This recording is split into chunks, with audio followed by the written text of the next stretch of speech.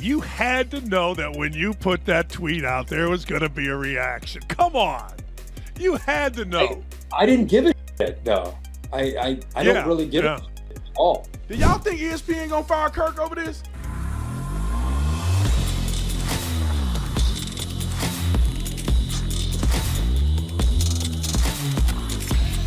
This video is brought to you by PDS Debt, brought to you by PDS Debt. Ladies and gentlemen, I'm no different than any one of you guys online.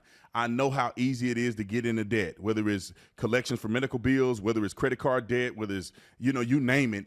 We've all been in a position to get into debt. But I am here to help you, and PDS Debt can help you as well. Get yourself out of debt. PDS Debt provides a service to match you with debt solutions tailored to your financial situation. If you're making payments every single month and your debt and your balance, they're just not going down, PDS Debt has a solution for you. Everyone with $10,000 or more in eligible debt qualifies, and there is no minimum credit score. So whether you have good credit or bad credit, you can be accepted. Save more while paying off your debt in a fraction of the time. And again, they have customized options for you, whether you're struggling with credit card debt, personal loan debt, collections, or medical bills. PDS Debt strives to understand your specific scenario and can help provide alternative solutions to help you become debt-free. PDS Debt offers free debt analysis. It only takes 30 seconds. Head over to pdsdebt.com/Tatum to get your free debt assessment today. So if you're like me and you want to remain out of debt, you want to get out of debt, you want to get yourself to a good position, because I wish I'd have known about this way back when I was in college, go to pdsdebt.com/Tatum. That's pdsdebt.com/Tatum. The link is in the description section. Ladies and gentlemen, Kirk Herbstreit, and I've listened to him maybe since I was a little kid. I swear he's been on announcing college football forever. And, his voice is very recognizable. I think he's great. I have never heard him say anything. Maybe he is woke a little bit sometimes. I don't know. I've never heard him say anything woke. But today, he came across like a conservative.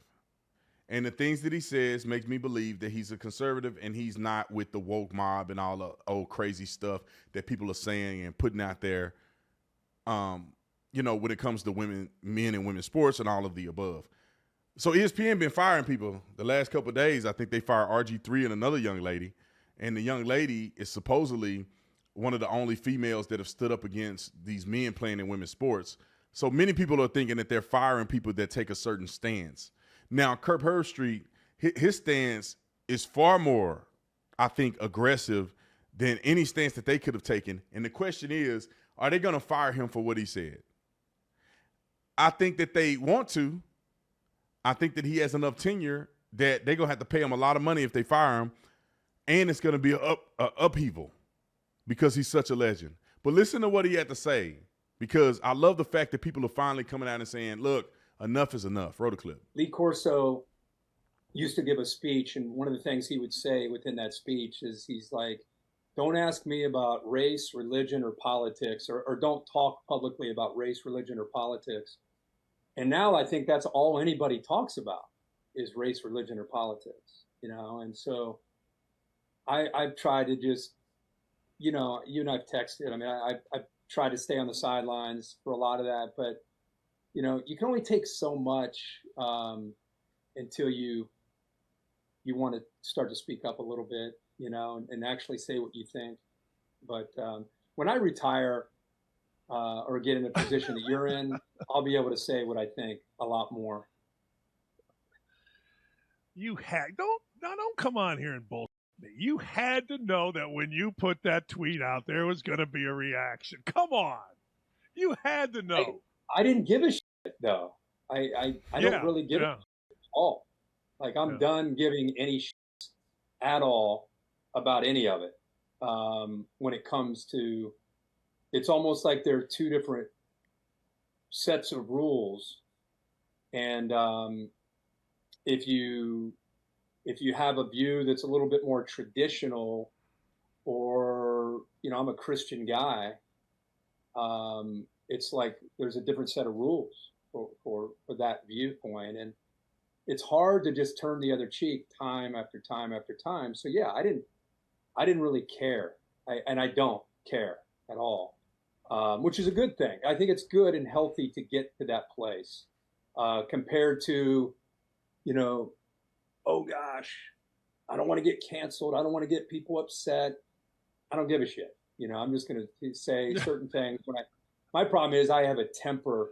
And so if I get to that point, if that fuse gets lit, I let it go and then I'll explode and say something. So that I have to be careful of. Now, let me show you what he said so we can put this into context. So from the research that I've done, this is the tweet that they're referring to in this video. And it says, do men belong in women's sports? Time for influential men in sports media to step up, Kirk. And then he wrote a quote tweet to this, and he said, of course not. Ridiculous question. And this is what people are getting outraged about, and what he came on to comment on the Outkick show. Pretty much saying, I don't give a F that I came out and made a statement and said, of course, men and women's sports is not acceptable.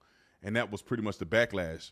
But they fired 2 other people. And I want to get to the story of the young lady. It was a Fox News article of her firing. And it's pretty significant because I think that the theology and the idea of people like Kirk Herbstreit and similar to what he was saying on Outkick, this is how people ended up getting kicked out. Now, I'm not saying specifically that she was fired because of this purpose or RG3, because he's such a lame. Robert Griffin is the lamest dude in football. Like, I used to like him when he played for Baylor. I thought he was really a great quarterback. I thought he was one of the best. He went to the NFL. Then I hear him talk now. The dude is so lame to me. He's always on the side of the weak beta topics, man. Just always on the wrong side of stuff. Just so filled with estrogen and soy. That's how I see him. Anyway, so I don't know why he got let go, but him and his girl got let go at the same time. But there was an interesting Fox News article or Fox News segment that they had kind of expressed this. The young lady that's leading the segment actually used to work for ESPN or something of that nature, and she got fired probably for her beliefs. Wrote a clip. ESPN star lineup breaking from the network to call for fairness in women's sports.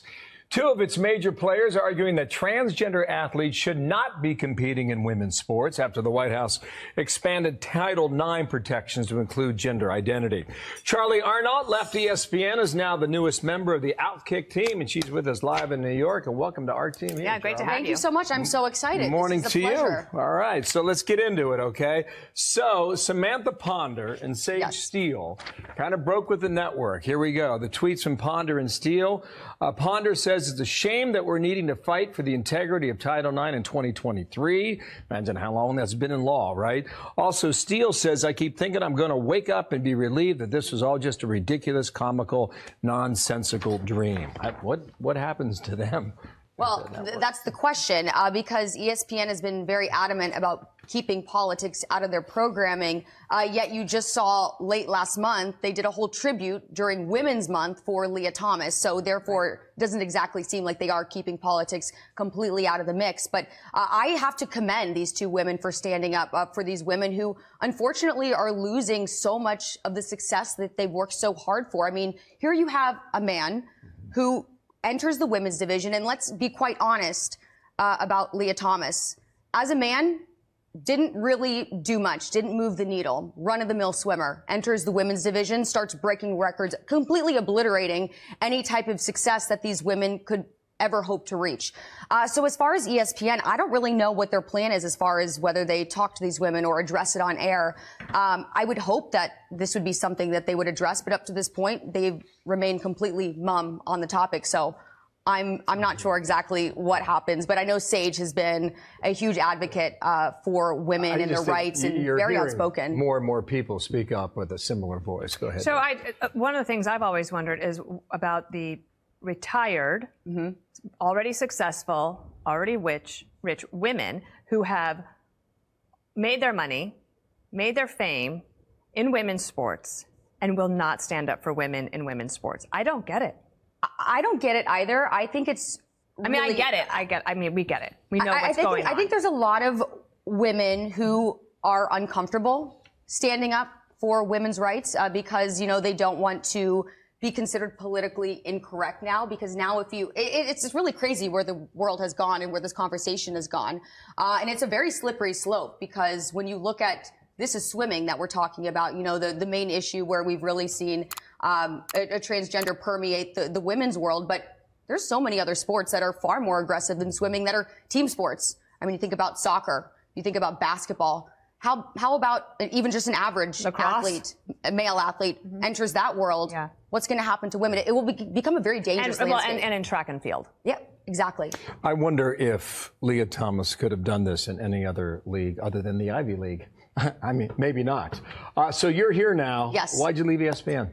You know, I'm a very opinionated person. I always have been. That's something I really love about myself. And I just felt like at ESPN, I was a little bit stifled. There was a lot of conversations and issues that have really just permeated the world of sports and really just society in general that I was not able to speak up about. And it made me very uncomfortable because I felt like I wasn't being true to myself. So then here's a place like Outkick that really the idea of cancel culture does not exist. And you have a guy like Clay Travis who really stands behind everyone who works at the company and says, listen, you can say whatever you want as long as you are convicted in what you're saying and you really believe in it, you have nothing to worry about. And that is the exact type of company that I would like to work for. Well, so a little advertising for Outkick. But I think it's interesting. I think that, you know, it's quite, I don't want to say comical because it's kind of embarrassing that we're even having conversations like this. You look at the past Olympics, you see that the two ambiguous people that they're trying to say, well, we don't know if they're men or women, they won. I mean, they made it to the finals one-on-one. Like, what are we even saying? Like, I will never in a million years understand the abortion argument that we have in America today and this transgender in sports argument. These are two that I just will never understand. They make no sense, and they openly make no sense, and people still try to justify these things. Openly just barbaric. And people get out here and they advocate for this stuff. It's crazy to me. It's more clear that the abortion argument is terrible in America, just like the argument of trans in sports, way more clear than the Second Amendment and the First Amendment. It's way clearer that they're just completely wrong. There's no ambiguity to it. It's just they're completely wrong on these statements. The complete contradictions. Anyway, y'all seen it. I got to get out of here.